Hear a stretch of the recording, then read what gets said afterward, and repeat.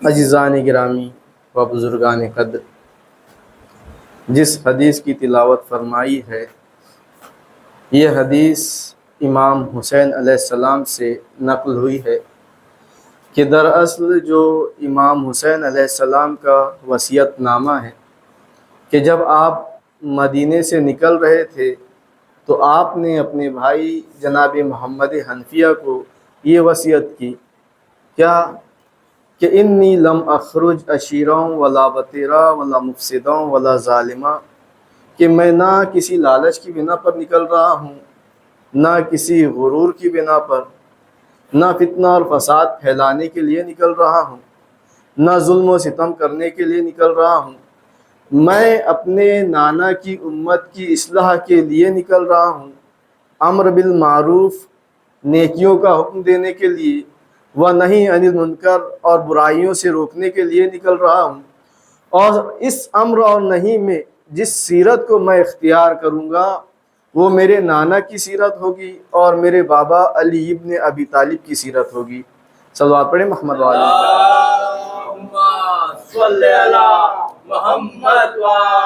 محمد۔ تو عزیزان گرامی، جب امام حسین علیہ السلام سے بیعت کا مطالبہ کیا گیا، یزید نے امام حسین علیہ السلام سے بیعت کا مطالبہ کیا تو امام حسین علیہ السلام نے بیعت نہیں کی، لیکن ایک انقلاب برپا کرنے کے لیے، ماحول میں تبدیلی لانے کے لیے امام حسین علیہ السلام اپنے مقصد کو بیان کر رہے ہیں کہ بیعت نہیں کرنے کی وجہ کیا ہے، کیوں بیعت نہیں کر رہے ہیں، یا یہ کہ بیعت کس کی کرنی چاہیے۔ یہ اس مقصد کو امام حسین علیہ السلام اپنی اس حدیث میں بیان کر رہے ہیں کہ میں نہ کسی لالچ کی بنا پر نکلا ہوں، نہ غرور کی بنا پر۔ تو عزیزان گرامی، امام حسین علیہ السلام بتا رہے ہیں کہ ماحول میں، معاشرے میں تبدیلی آ گئی تھی، تبدیلی پیدا ہو گئی تھی، نہ امر بالمعروف ہو رہا تھا، نہ نہی عن المنکر ہو رہا تھا، نہ اچھائیوں پہ عمل ہو رہا تھا، نہ لوگ برائیوں سے رک رہے تھے۔ لہٰذا یہ جو معاشرہ تبدیل ہو چکا تھا، جس اسلام کی تبلیغ پیغمبر اکرم نے کی تھی وہ اسلام بدلا جا چکا تھا یا بدل رہا تھا، تو اس کو دیکھتے ہوئے امام حسین علیہ السلام نے چاہا کہ اس معاشرے میں دوبارہ تبدیلی کی ضرورت ہے، دوبارہ چینجز کی ضرورت ہے، یعنی جو دین اسلام پیغمبر اکرم لے کر آئے تھے اس دین اسلام کو بدل دیا گیا تھا، لہٰذا دوبارہ اسی دین اسلام کو زندہ کرنے کی ضرورت ہے۔ تو لہٰذا امام حسین علیہ السلام یہاں بیان کرتے ہیں، انقلاب حسینی بیان ہو رہا ہے۔ تو عزیزان گرامی، ہم دیکھتے ہیں جو دنیا میں آئے دن انقلابات آتے رہتے ہیں، دنیا میں انقلاب ہوتے رہتے ہیں، تو اس انقلاب میں اور انقلاب حسینی میں فرق کیا ہے؟ جب ہم نے دیکھا دنیاوی انقلاب کو، تو دنیاوی انقلاب میں اور دین کے انقلاب میں بہت فرق ہوتا ہے۔ فرق کیا ہے؟ دنیاوی انقلاب کیوں لائے جاتے ہیں؟ دنیاوی انقلابات کیوں آتے ہیں؟ دنیاوی انقلابات جب آتے ہیں تو اس کے دو مقصد ہوتے ہیں انقلاب لانے کے لیے۔ کون سے دو مقصد ہوتے ہیں؟ پہلا مقصد یہ ہوتا ہے کہ انسان اپنا اقتدار قائم کر لے، اپنی شخصیت کو قائم کر لے اور اپنی طاقت کو ثابت کر دے، پہلا مقصد۔ دوسرا مقصد یہ ہے کہ شخصیت کو منوانا ہوتا ہے، یعنی شخصیت نہیں ہے، اب ہماری شخصیت کو منوانا ہے تو انقلاب کی ضرورت ہوتی ہے، انقلاب لایا جاتا ہے۔ پہلا مقصد اقتدار ثابت کرنے کے لیے، طاقت کو ثابت کرنے کے لیے، طاقت بڑھانے کے لیے۔ دوسرا مقصد اپنی شخصیت کو منوانے کے لیے۔ اب ان دو مقصد کو حاصل کرنے کے لیے جو دو راہیں اختیار کی جاتی ہے وہ کون سی دو راہیں ہیں؟ پہلی راہ ہے فتنہ اور فساد، دوسری راہ ہے ظلم۔ تو یہ دو راہیں ہوتی ہے جس کے ذریعے سے یہ انقلاب برپا کیا جاتا ہے۔ لیکن عزیزان گرامی، دینی انقلاب میں اور دنیاوی انقلاب میں بہت فرق ہوتا ہے۔ جو دین کے نمائندے آتے ہیں وہ کسی لالچ کی بنا پر انقلاب نہیں کرتے کسی فخر کی بنا پر، تکبر کی بنا پر انقلاب برپا نہیں کرتے ہیں.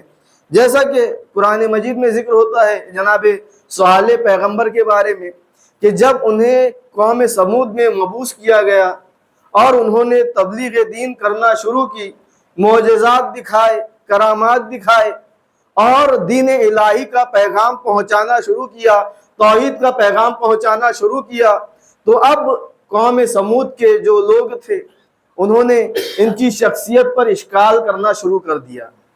کیوں کہ جب پیغمبر دین خدا کی تبلیغ کریں گے، احکامات الہی کو بتائیں گے، تو ان کی شخصیت کو کون مانے گا؟ انہیں کون مانے گا؟ ان کے اقتدار کو کون مانے گا؟ سب دین الہی کی بات ماننا شروع کر دیں گے. تو انہوں نے پیغمبر کی شخصیت میں ہی اشکال کرنا شروع کر دیا کہ یہ بھی ہمارے جیسے ہی انسان ہیں، یہ بھی ہمارے جیسی شکل و صورت رکھتے ہیں، ان کے پاس بھی ہمارے جیسے ہاتھ پیر ہیں، تو کیا وجہ ہے کہ ہم ان کی بات مانیں؟ ان کے پاس کرامات ہے، معجزات ہے، تو کیا ضروری ہے کہ یہ نبی خدا ہے؟ یہ جھوٹ کہہ رہے ہیں. انہوں نے اپنا اقتدار جمانے کے لیے، اقتدار ثابت کرنے کے لیے یہ کہہ دیا ہے کہ یہ نبی خدا ہے. یعنی لوگوں نے اپنی شخصیت کو بچانے کے لیے، منوانے کے لیے پیغمبر کی ذات پر ہی بہتان باندھنا شروع کر دیا. یہ پہلی چیز. دوسری چیز یہ کہ اللہ تعالیٰ حکم دیتا ہے قرآن مجید میں کہ جب تم ایمان لا چکے ہو، تم نے ایمان لا لیا ہے، تو اب تم اللہ تعالیٰ کی باتوں کو مانو، رسول اللہ کی باتوں کو مانو، رسول اللہ کا اتباع کرو. یعنی جس پیغمبر خدا نے، جسے خداوند عالم نے ہادی برحق بنا کر بھیجا ہے، نبی برحق بنا کر بھیجا ہے، تمہیں اس کی اطاعت کرنی ہے. اطیعوا اللہ و اطیعوا الرسول و اولی الامر منکم، کہ اللہ کی اطاعت کرو، رسول کی اطاعت کرو اور صاحبان امر کی اطاعت کرو. تو یہاں اللہ تعالیٰ حکم دے رہا ہے کہ تم صراط مستقیم پر چلتے رہو، اللہ کی بات مانتے رہو، متحد رہو، آپس میں افتراق پیدا نہ کرو. اس لیے کہ افتراق میں طاقت نہیں ہوتی، اتحاد میں طاقت ہوتی ہے. جب انسان متحد ہو کے کوئی کام کرتا ہے تو وہ کام کامیابی تک پہنچتا ہے، لیکن اگر اختلاف ہو جائے تو اختلاف میں انسان کو کامیابی حاصل نہیں ہوتی. تو یہ اللہ تعالیٰ حکم دے رہا ہے کہ جب تم مسلمان ہو گئے ہو، تم نے ایمان لا لیا ہے، تو تمہیں رسول اللہ کی اتباع کرنی ہے، رسول کی بات ماننی ہے. اب ایمان لا چکے انسان تو اب پھر اللہ تعالیٰ حکم دیتا ہے کہ جب تم بندہ مومن بن چکے ہو، تم ایمان لا چکے ہو، تو تمہیں اس ایمان لانے کا تکبر اور غرور نہیں ہونا چاہیے. اس لیے کہ مسلمان ہونا یہ بہت بڑی فضیلت والی چیز ہے. اس لیے کہ جو جنت میں جانے والا ہے وہ مسلمان ہی ہے، جو اللہ کے دین پر عمل کرنے والا ہے وہی جنت میں جائے گا. تو مسلمان ہونا بہت بڑے فخر کی بات ہے. لیکن اللہ تعالیٰ قرآن مجید میں حکم دے رہا ہے کہ جب تم ایمان لا چکے ہو تو تم کافروں کی طرح تکبر نہ کرو. کہ کافروں کی یہ سیرت ہوتی ہے، کافروں کی یہ صفت ہوتی ہے کہ جب وہ گھر سے نکلتے ہیں تو وہ تکبر کی بنا پر نکلتے ہیں، غرور کی بنا پر نکلتے ہیں. تو تم میں یہ صفت نہیں آنی چاہیے، تمہیں تکبر نہیں کرنا ہے، تمہیں غرور نہیں کرنا ہے. تو عزیزان گرامی، جو دنیاوی انقلاب ہوتے ہیں اس میں لالچ بھی ہوتی ہے کہ ہماری شخصیت کو مانا جائے، اور جب شخصیت کو مان لیا جاتا ہے تو اس میں تکبر بھی آ جاتا ہے، غرور بھی آ جاتا ہے. لیکن عزیزان گرامی، اللہ تعالیٰ ان دونوں صفتوں کا انکار کر رہا ہے کہ تمہیں نہ تکبر کرنا ہے نہ لالچ کرنی ہے. پھر اس کے بعد انسان جب اپنا اقتدار جمانا چاہتا ہے، حکومت حاصل کرنا چاہتا ہے، تو اس کے لیے کیا کرتا ہے؟ ظلم کرتا ہے، فساد کرتا ہے. دنیا میں یہی دیکھا گیا ہے کہ جو زیادہ طاقتور ہوتا ہے اور اپنی طاقت کو منوانا چاہتا ہے تو وہ کیا کرتا ہے؟ مظلوم لوگوں پر ظلم کرتا ہے، کمزور لوگوں کو مارتا ہے، قتل و غارت مچا دیتا ہے. یہ وہ ہوتا ہے جس میں طاقت ہوتی ہے، اور جس میں طاقت نہیں ہوتی وہ کیا کرتا ہے؟ اپنی شخصیت کو منوانا ہے تو کیا کرتا ہے؟ معاشرے میں فتنہ اور فساد برپا کرتا ہے. اس لیے کہ وہ کسی کو مار تو نہیں سکتا، کسی کو ضرر تو نہیں پہنچا سکتا، اس میں اتنی طاقت نہیں ہوتی ہے. تو وہ کیا کرتا ہے؟ معاشرے میں فتنہ اور فساد برپا کر دیتا ہے. اب معاشرے میں فتنہ اور فساد برپا ہو گیا تو وہ سامنے سے آ کر کھڑا ہو جاتا ہے کہ ہم اس فتنہ اور فساد کو دور کریں گے، اس طرح سے وہ اپنی شخصیت کو منواتا ہے۔ تو عزیزان گرامی، دنیاوی انقلابات اسی طرح سے ہوتے ہیں، جیسے اب جناب سلیمان پیغمبر ہیں، انہیں معلوم ہوا کہ ملک سبا میں ایک ملکہ ہے جس کا نام بلقیس ہے۔ جب انہیں معلوم ہوا کہ اس ملک میں بھی باشندے رہتے ہیں، لوگ رہتے ہیں، تو انہوں نے دین اسلام کا پیغام وہاں تک پہنچایا، وہاں خط بھیجا کہ دیکھو تم دین اسلام قبول کر لو، میں اللہ کی طرف سے نبی بن کر بھیجا گیا ہوں، میری باتوں کو مان لو۔ جب جناب بلقیس کے پاس جناب سلیمان پیغمبر کا خط پہنچا تو انہوں نے اپنے مشیر کاروں کو بلایا، اپنے وزیروں کو بلایا، دربار سجایا گیا۔ اب جناب بلقیس جو ملکہ ہے ملک سبا کی، وہ مشورہ کر رہی ہے کہ بتاؤ، ایک شخص نے خط بھیجا ہے اور خود کو بڑا آدمی کہتا ہے اور ہمیں اپنی اطاعت کا حکم دے رہا ہے، ہمیں کیا کرنا چاہیے؟ اب یہ جو وزیر ہے، جو باشندے ہے، جو مشیر کار ہے، انہوں نے دنیا کا طرز عمل دیکھا ہے کہ جب کوئی کسی ملک کا بادشاہ دوسرے ملک پر قبضہ کرنا چاہتا ہے تو وہ کیا کرتا ہے؟ حملہ کرتا ہے اور وہاں کے لوگوں پر ظلم کرتا ہے، وہاں کے لوگوں کو قتل کرتا ہے۔ اب جناب بلقیس ہے جو مشورہ کر رہی ہے کہ وہ دوسرے ملک کا باشندہ ہے، دوسرے ملک کا رہنے والا ہے، خود کو بڑا آدمی کہتا ہے اور ہمیں اپنی اطاعت کے لیے کہہ رہا ہے۔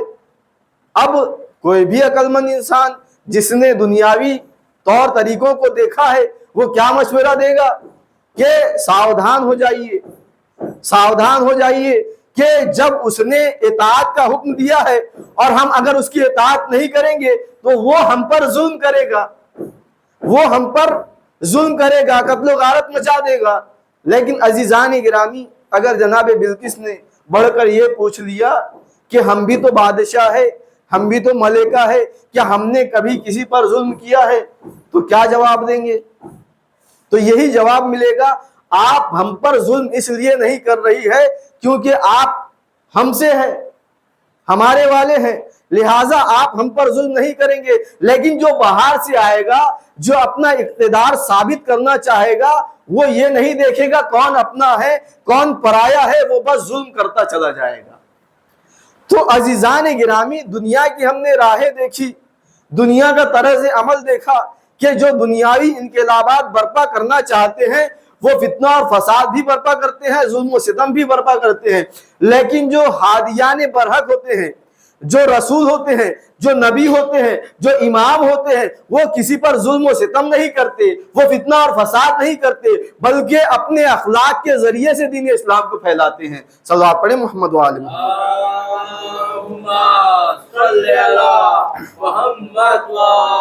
محمد۔ اب عزیزان گرامی، ہم نے دنیاوی انقلاب کو دیکھا کہ دنیاوی انقلاب کس طرح سے برپا ہوتا ہے، جس میں لالچ بھی ہوتی ہے، غرور بھی ہوتا ہے، ظلم بھی ہوتا ہے، فتنہ اور فساد بھی ہوتا ہے۔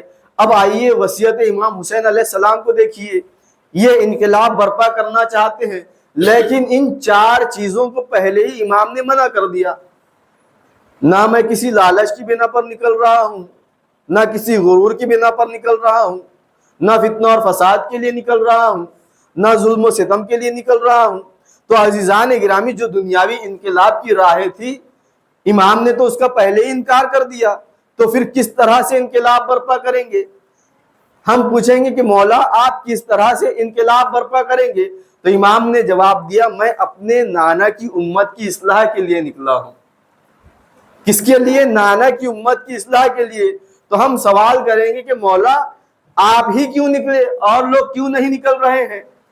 تو عجب نہیں کہ مولا جواب دے کہ یہ جو دین ہے یہ کسی کے باپ کا نہیں ہے، یہ کسی کے دادا کا نہیں ہے، بلکہ اس دین اسلام کو میرے نانا لے کر آئے ہیں، رسول خدا لے کر آئے ہیں۔ اگر کوئی نہیں نکل رہا ہے تو امت کی ذمہ داری الگ ہے اور نواسہ رسول کی ذمہ داری الگ ہے، امت کی ذمہ داری الگ ہے اور ہادی برحق کی ذمہ داری الگ ہے۔ اگر کوئی نہیں نکل رہا ہے تو میں اس کے لیے نکلوں گا۔ تو امام حسین نے بتا دیا کہ میں اصلاح امت کے لیے نکل رہا ہوں۔ تو عزیزان گرامی، ہم نے دیکھا کہ جب لوگ انقلاب برپا کرنا چاہتے ہیں، اقتدار حاصل کرنا چاہتے ہیں، تو وہ فتنہ اور فساد برپا کرتے ہیں، ظلم و ستم کرنا شروع کر دیتے ہیں۔ لیکن امام کہہ رہے ہیں میں فتنہ اور فساد کے لیے نہیں نکلا، میں ظلم و ستم کے لیے نہیں نکلا، میں اقتدار حاصل کرنے کے لیے نہیں نکلا ہوں، میں غرور کی بنا پر نہیں نکلا ہوں، کس لیے؟ اصلاح امت کے لیے، اپنے نانا کی امت کی اصلاح کے لیے نکلا ہوں۔ تو ہم سوال کریں گے کہ مولا پھر آپ کن راہوں کو اختیار کریں گے، کون سا طرز عمل اختیار کریں گے جس سے امت کی اصلاح ہو جائے گی؟ تو امام نے کیا جواب دیا؟ میں امر بالمعروف کروں گا، میں نیکیوں کا حکم دوں گا اور نہیں انل منکر کروں گا، برائیوں سے روکوں گا۔ جب لوگ نیکیوں پر عمل کرنا شروع کر دیں گے اور برائیوں سے رک جائیں گے تو خود بخود اصلاح امت ہو جائے گی۔ صلوات پڑھیں محمد وآلہ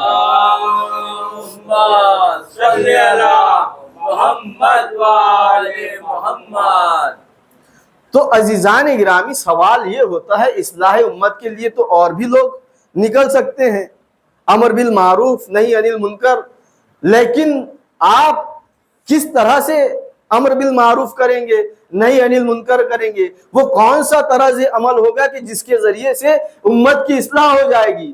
آپ ایسا کون سا طریقہ اختیار کریں گے؟ تو امام نے فرما دیا کہ میں ایسا طریقہ اختیار کروں گا کہ جو دیکھ کر لوگ دین اسلام قبول کرتے تھے وہ کیا ہے؟ میں سیرت نبی کو اختیار کروں گا، میں سیرت علی کو اختیار کروں گا۔ سیرت نبی وہ ہے، اخلاق نبی وہ ہے کہ اخلاق نبی دیکھ کر لوگ مسلمان ہوئے ہیں۔ سیرت مولائے کائنات وہ ہے کہ سیرت مولائے کائنات سے لوگ مسلمان ہوئے ہیں۔ صلوات پڑھیں محمد وآل محمد۔ اللہم صلی علی محمد وآل محمد۔ تو عزیزان گرامی، یہ ہے انقلاب امام حسین علیہ السلام۔ امام حسین علیہ السلام نے اپنے مقصد کو بیان کر دیا کہ میں نہ کسی لالچ کی بنا پر نکلا ہوں، نہ کسی غرور کی بنا پر، نہ فتنہ اور فساد کے لیے نکلا ہوں، نہ ظلم کرنے نکلا ہوں، میں اپنے نانا کی امت کی اصلاح کے لیے نکلا ہوں۔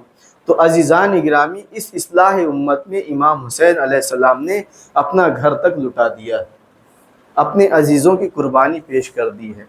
تو عزیزان گرامی، جس دین اسلام کی حفاظت کے لیے، جس دین اسلام کی تحفظ کے لیے امام حسین علیہ السلام نے قربانی دی ہے، جس امر و نہی کے لیے امام حسین علیہ السلام نے قربانی دی ہے، ہمیں چاہیے کہ اس سیرت کو ہم اختیار کریں، امام حسین علیہ السلام کے مقصد کو فراموش نہ کریں۔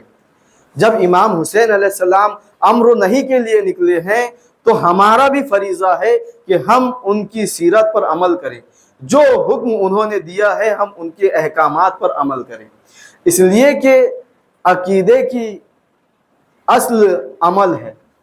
اگر ہم عقیدہ رکھتے ہیں، امام حسین علیہ السلام پر عقیدہ رکھتے ہیں، ائمہ اہل بیت سے محبت کا عقیدہ رکھتے ہیں، یہ صرف ہمارا دعویٰ ہے۔ دعوے کی دلیل کب سچ ہوتی ہے؟ جب اس دعوے پر عمل کر کے بتایا جائے۔ تو ائمہ اہل بیت نے ہمیشہ یہی سیرت اختیار کی ہے، یہی بتایا ہے کہ نیکیوں پر عمل کرو اور برائیوں سے بچتے رہو۔ تو ہمیں بھی ان سیرت کو اختیار کرنا چاہیے، ہمیشہ نیکی پر عمل کرنا چاہیے اور برائیوں سے بچتے رہنا چاہیے۔ وصلی علی محمد وآلہ الطیبین الطاہرین المعصومین۔